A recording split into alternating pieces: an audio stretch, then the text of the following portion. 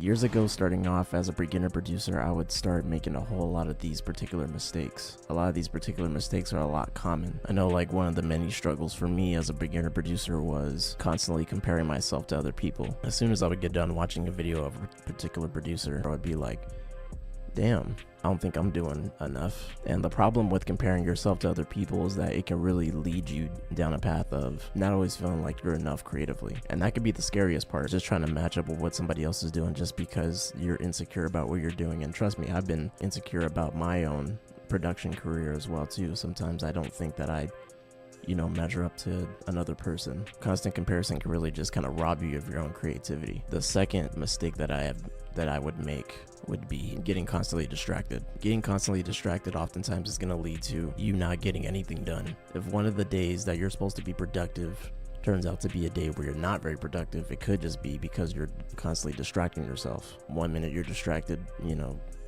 going out partying, hanging out with maybe a group of people all the time, right? Instead of constantly being in the studio. And at number 3, I would say not being willing to learn. No matter how far you think you've gone within your production career, you'll never ever arrive. Rick Rubin had said that before, like you'll never ever really arrive. You're a constant sponge, just constantly soaking up information, tutorials and whatnot. The fourth mistake is not being willing to collab with other artists, especially if you're starting off early. I think it's good to always go solo in the beginning, but avoiding collaborating with artists that are on the same level as you. I know I didn't collaborate with any other artists until like maybe a year ago or so. I didn't do that early. Felt like early on there was a lot more that I needed to learn, but at the same time collaborating with people that are on the same level as you can really kind of help you out, develop connections early. Last but not least, not taking advantage of your time. When you don't take advantage of your time, whatever it is you do with that time, it really should be solely put in with the music. Being able to take advantage of your time and actually having a good use of your time